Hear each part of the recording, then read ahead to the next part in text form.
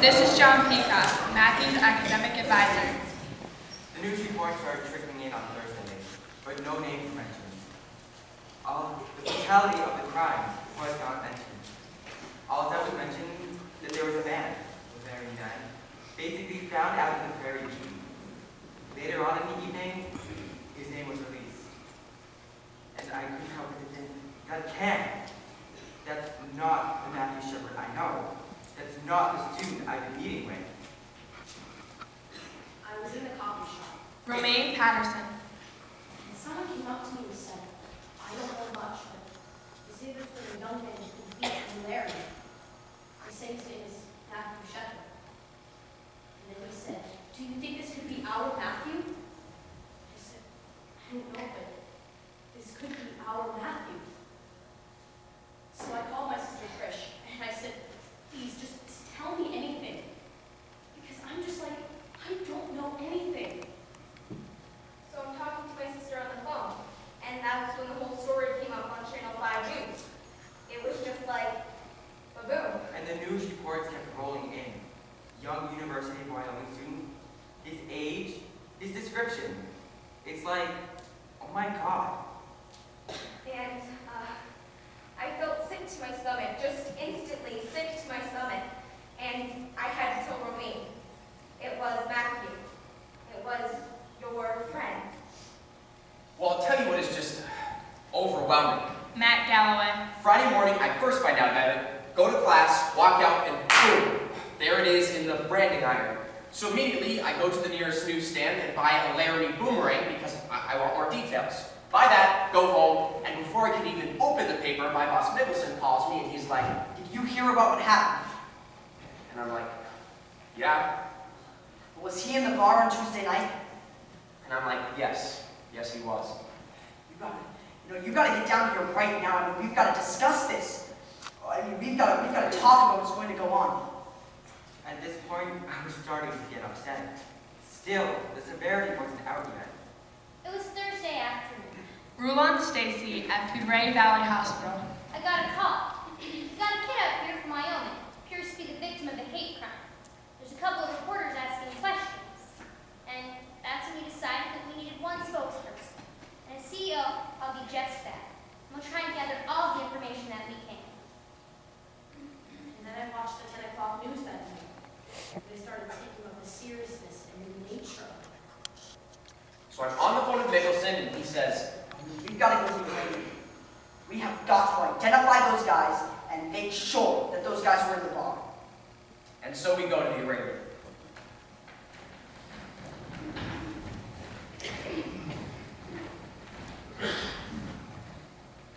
Our focus today turns to Laramie, Wyoming, and the Albany County Courthouse, where Aaron James McKinney and Russell Arthur Henderson are being charged for the brutal beating of Matthew Shepard, a gay University of Wyoming student. The arraignment was on Friday, right around lunchtime, and I said, I'm just going. I just took off.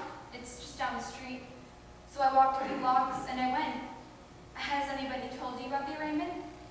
There were probably 100 people from town and probably as many news media at that point. A lot more of the details have come out. The fact that the perpetrators were kids themselves, local kids, that everyone from around here has some relationship to. And what everyone was really, I think, waiting on pins and needles for was what would happen when the perpetrators walked in. And what happened, there's 200 people in the room at this point. They walked in their complete orange jumpsuits and their shackles, and you could have heard a pin drop. It was incredibly solemn. I mean, lots of people were teary at that point. And then the judge came in and did a reading. There's a reading of the facts that the prosecution has, and it's a statement of facts, and the reading of the facts was, the essential facts are that the defendants, Aaron James McKinney and Russell Arthur Henderson, met Matthew Shepard at the Fireside Bar. And after Mr. Shepard confided to his gay, the subjects deceived Mr. Shepard into leaving with them in their vehicle to a remote area. Upon arrival at said area, those subjects tied their victim to a buck fence, robbed him, beat him, and tortured him. The defendants were contacted by officers at the Laramie Police Department who observed inside the cab of the pickup a credit card and a pair of black patent leather shoes belonging to the victim, Matthew Shepard.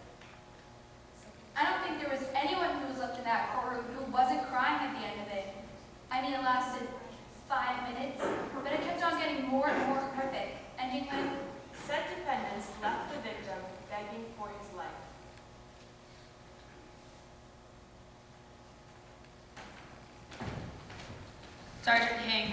How could this happen? I think a lot of people just don't understand it. I don't understand really how someone could do something like that. We have one of the most vocal gay populations in the state, and it's pretty much live and let live. Laramie resident Jeffrey Lockwood. The secret hope was there from somewhere else. Then, of course, you can create that distance. You don't grow children like that here. Well, it's pretty clear that we do grow children like that here. So that was the arraignment, and my response was pretty catatonic. Not sleeping, not eating, don't leave me alone right now. More and more details came in about the sheer brutality, motivations, how this happened. And quite frankly, media descended upon it, and there was no time to reflect on it anymore.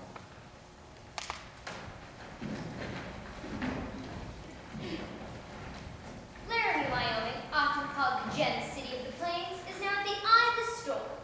Aaron McKinney and his friend Russell Henderson came from the poor side of town. As a gay college student was hospitalized in critical condition after severe beating. People would like to think that what happened to Matthew was an exception to the rule, but it was an extreme version of what happens in our schools on a daily basis. It's a tough business, as Matthew Shepard knew and all his friends know, to be gay in cowboy country. It was huge. Yeah, there were herds, and I'm talking hundreds of reporters, which makes a huge dent in this town's population. Reporters everywhere, news trucks everywhere on campus, everywhere in town. We're not used to that type of attention to begin with. We're not used to that type of exposure. Tiffany Edwards, local reporter. These people are predators. Like this one guy. He caught one of the judges in the bathroom, like at the urinal, and he started asking all these questions. And the judge was like, excuse me, can that place have some privacy? And the guy was like offended that he even asked for privacy. I mean, this is not how journalism started. Like the Gutenberg Press, you know? Well, I'll tell you what, when hard copy came to take me, I take them at the exact same time. I have every word I ever said on tape, so if they ever try anything funny, they better watch their fucking ass. Wyoming Governor Jerry, a first-term Republican up for re-election. I am outraged and sickened by the heinous crimes committed on Matthew Shepard, and I extend my most heartfelt sympathies to the family. Governor, we haven't pushed hate crime legislation in the past. I would like to urge the people of Wyoming against overreacting in a way that might give one group special rights over others. Now we will wait and we will see if the vicious beatings and torture of Matthew Shepard was motivated by hate. Question. You've got the beginning of the news story with the graphics in the background, and they've got murder in Wyoming, and Wyoming's dripping red, like it's got blood on it or something. And I'm here like, what is this? This is sensationalism. We had these sons of bitches in jail in less than a day, and I think that's pretty damn good. And for us to be more or less maligned, Eileen and Gil Engen. that we're not a good community, and we are. The majority of the people here are good people. You just get bad apples once in a while, and I think the gay community just took this as an advantage. I said this was a good time for us to exploit this. Bill McKinney, father of one of the accused.